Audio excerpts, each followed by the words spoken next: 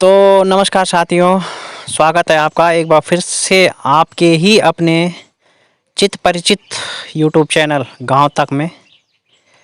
और आज थोड़ा सा शरीर एकदम सुस्त सा भी है, लेकिन क्योंकि विषय इतना ज़रूरी था कि वैसे मैंने सोचा था क्या करूं, इस वीडियो को बनाऊं या ना बनाऊं, क्या करूं मैं। आखिर मैं इसी कश्मकश में रात भर मेरे को नींद नहीं आई और उसके कारण जो है स्वास्थ्य थोड़ा सा सुस्त हो रखा है। मैं तो सोच रहा था पहले कि खाना बना के सो जाऊं, लेकिन मैं बिस्तर पे लेटा भी था लेकिन मेरे को नींद नहीं आई, क्योंकि दिल में जो कशक है ना, वो जो है इतनी है कि मैं आपको कुछ बता नहीं सकता। एक सोचिए कि एक ऐसी लड़की जो कि अभी उसकी पढ़ाई लिखाई की उम्र है और उसको पढ़ाई लिखाई में अपना ध्यान कंसंट्रेट करना चाहिए, न कि इतनी गंदी बातों में। और बहुत शर्मसार विषय है। हमने कई हमने जो है उन बड़े लोगों पे भी वीडियो बनाई है जो जिनके ऊपर हम आजकल रिएक्शन देते हैं, उन पे भी वीडियो बनाई। पर मैं तो ये कहूँगा, इस बात में कहने में मुझे कोई भी हिचक और कोई वो नहीं है, कि इतने गंदे कमेंट तो मैंने उनके भी नहीं देखे। मैं बोल रहा हूँ हम उनके उसमें रिएक्शन देते हैं, उनके विरुद्ध में रिएक्शन देते हैं। रिएक्शन देना देखो हमारा अधिकार भी है, हमारी कोई किसी से पर्सनल दुश्मनी कोई है नहीं। लेकिन ये लड़की पढ़ाई लिखाई की उम्र में जो इसको करना चाहिए, जो पढ़ाई लिखाई वगैरह इसको करना चाहिए, वो न करके और ऐसी बातें बोल रही है। कि शायद आप सभी लोगों ने हमारे चैनल पे भी देखा होगा, अन्य कई चैनलों पे आपने देखा होगा। और अगर आप लोगों ने नहीं देखा होगा तो आप लोग मेरे इंस्टाग्राम आईडी पर लॉगिन करिए। मैं आपको स्क्रीनशॉट भेजूंगा कि क्या है उत्तराखंड देवभूमि अमिताभ बिष्ट उर्फ अम्मू और सिमुदा हिमालय गर्ल, और आजकल वो क्यूट काव्या वगैरह वो भी बना रखा है। तो ये सारी आइडिया, चलो इस उम्र में लड़कियां, वैसे हमने देखा है कि इंस्टाग्राम पे तरह तरह की आइडिया, कभी किसी का पासवर्ड कोई भूल जाता है, लेकिन ये क्या करती है कि दो दो तीन तीन आइडियो से कमेंट करती है। जैसे मैंने कल के वीडियो में देखा आपने कि कह रही थी कि अरे छोड़ो ना, इनके मुंह क्या लगना, दूसरे को अपनी ही आईडी से बात करके कह रही थी। तो ये शातिरपन ना। और वो परी ब्लॉग ने बिल्कुल सही बोला कि जहाँ से ना तुम सोचना ख़त्म करते हो ना, जहाँ तक तुम्हारी सोच क्या है, हम वहाँ से सोचना शुरू करते हैं। अभी मैंने परी ब्लॉग जी का एक वीडियो देखा जिसमें उन्होंने कहा है कि भाई ठीक है, तू लड़की है, तेरे को इसलिए हम छोड़ रहे हैं, कि तू लड़की है। और अगर तू अपना कंसंट्रेट जो है आगे से अपना कामों में रखेगी, ठीक है, अपना सोशल मीडिया पे अपना डांस कर, अपना एंजॉय कर, म्यूजिक कर, वो जो कुछ कर वो ठीक है, लेकिन और विरुद्ध में कमेंट भी कर ले, कोई दिक्कत नहीं है, लेकिन तर्क से, तमीज़ से, ताकि तेरे माँ बाप के संस्कारों को धब्बा ना लगे और तू पूरी लड़कियों की जात पे धब्बा न लगा।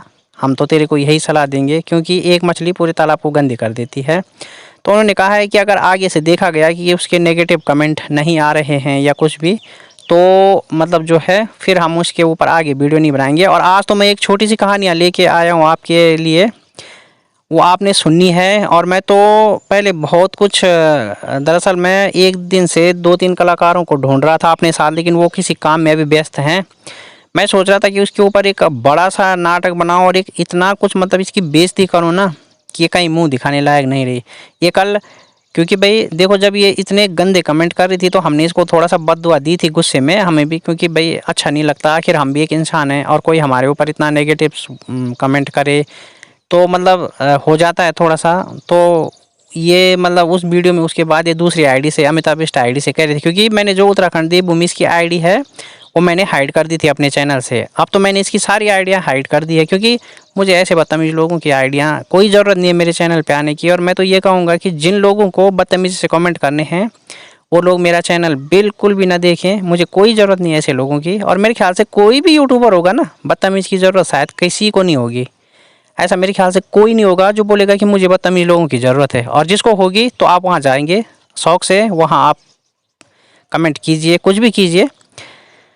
तो अब क्योंकि बस एक कहानी तो बनती है। अगर हम आगे से देखेंगे मतलब कि हमारे लिए नेगेटिव कमेंट किसी चैनल पे नहीं आ रहे हैं, अभी हम अनहाइड नहीं करेंगे, क्योंकि जब तक अन्य चैनलों पे रिस्पॉन्स नहीं देखेंगे।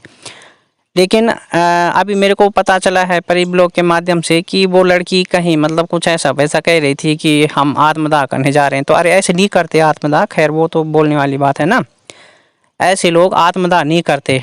अच्छा, आप लोग हमारे मतलब जो हमारे फिजिकल चैलेंज पे मतलब उंगली उठाते हैं, अरे आप ये सोचिए कि हमें तो कुदरत ने इतना बड़ा फिजिकल चैलेंज दिया है ना।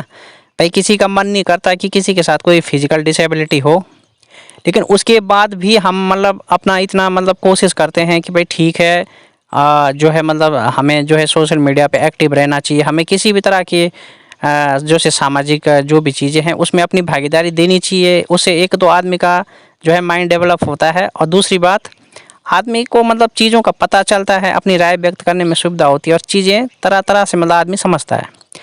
अच्छा, दूसरी बात ये है कि चलो कुदरत ने फिजिकल चैलेंज दे दिया उसके आगे, तो अभी एक भाई मुझे कमेंट कर रहा था कि यार मतलब अब जो है, तो अरे भाई बात ये है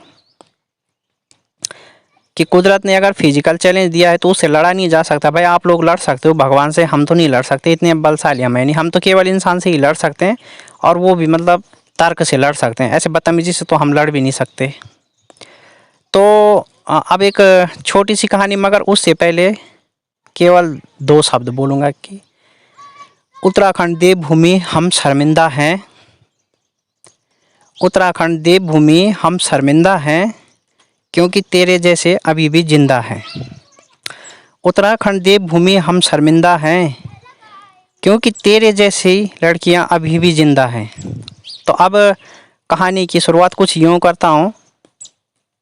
सावन का महीना है, तो तपस्वी भोलेनाथ की तपस्या करता है।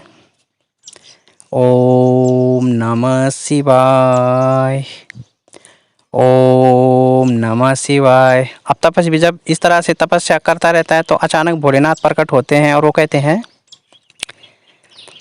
हे पुत्र, मैं तुम्हारी तपस्या से प्रसन्न हुआ। पुत्र, कहो किस प्रकार और किस उद्देश्य से तुमने मेरा ध्यान किया है। तो तपस्वी पहले तो भोलेनाथ को प्रणाम करता है, फिर कहता है, प्रभु मेरी उत्तराखंड देवभूमि संकट में है। तो भोलेनाथ जी पूछते हैं साधक को, पुत्र क्या हो गया तुम्हारी उत्तराखंड देवभूमि को। तो तपस्वी कहता है, हे प्रभु, जब से परी ब्लॉग ने उसकी सच्चाई लोगों के सामने रखी है, तब से उसकी तो रातों की नींद और दिन का चैन ही उड़ गया है, और उसका काम ठप हो गया है भोलेनाथ। तो भोलेनाथ जी आश्चर्य होकर पूछते हैं कि ऐसा कौन सा काम करती थी वो कि जो उसकी सच्चाई मतलब परी ब्लॉग ने पब्लिक के सामने रख दिया और उसका काम ठप हो गया। तो तपस्वी कहता है, हे भोलेनाथ, आप तो अंतर्यामी हैं, कण कण में विराजमान है प्रभु। दरअसल उत्तराखंड देवभूमि अपने कई नाम और कई बाप बनाने का काम करती थी प्रभु। वो 3 बहनें हैं, 2 बड़ी और सबसे छोटी उत्तराखंड देवभूमि। तो भोलेनाथ जी प्रसन्न होकर पूछते हैं कि उनकी बड़ी बहनें क्या करती हैं। तो तपस्वी पूछता है कि हे प्रभु, उनका अपना काम है। तो भोलेनाथ जी पूछते हैं कि भाई ऐसा मतलब क्या काम करती हैं, क्या वो भी इन्हीं की तरह काम करती हैं या उनका कोई अलग काम है। तो तपस्वी कहता है, प्रभु लगभग काम तो एक ही जैसा है पर थोड़ा सा अंतर है। तो भोलेनाथ जी पूछते हैं वो कैसे। तो तपस्वी कहता है, हे प्रभु, जो इनकी सबसे बड़ी बहन है वो तो घर बदलने का काम करती है। तो भोलेनाथ जी थोड़ा सा मतलब आश्चर्यचकित होकर कहते हैं कि अच्छा ऐसा काम कि हाँ प्रभु, अभी पहले वो एक घर में थी, अब उसने दूसरा घर बदला है, और सुनने में तो यहाँ तक भी आया है कि वो तीसरा घर भी बदल सकती है।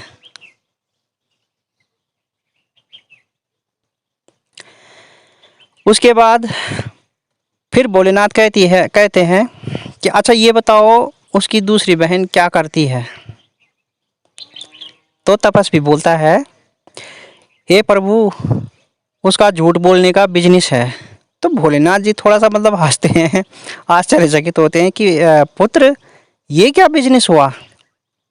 तो तपस्वी कहता है कि हाँ प्रभु, झूठ बोलने का बिजनेस करते हैं और उसी को पूरे उत्तराखंड में फैलाते हैं। तो अब जब भोलेनाथ जी ने मतलब उनकी समस्या सुनी, सबको सुना, तो भोलेनाथ जी कहते हैं कि हे पुत्र, तुम अब मुझे ये बताओ कि तुमने मेरा स्मरण क्यों किया और इस मामले में मैं तुम्हारी क्या सहायता कर सकता हूँ। तो तपस्वी कहता है कि प्रभु, मुझे अपनी पहले तो जो उसकी 2 बड़ी बहनें हैं उनके लिए आशीर्वाद चाहिए और बाद में इसके लिए भी आशीर्वाद मांगूंगा। तो भोलेनाथ कहता है कि पुत्र, पहले तुम जिसके लिए आशीर्वाद मांगना चाहते हो उनकी फ़ोटो दिखाओ।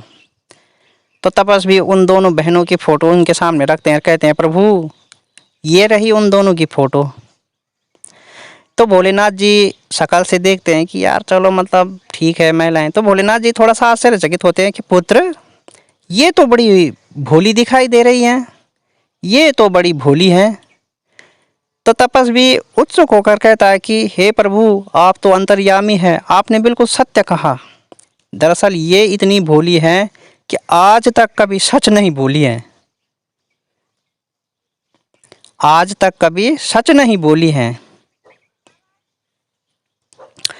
तो अब भोलेनाथ जी कहते हैं कि चलो ठीक है पुत्र, ये बताओ कि इनके लिए तुम क्या आशीर्वाद चाहते हो।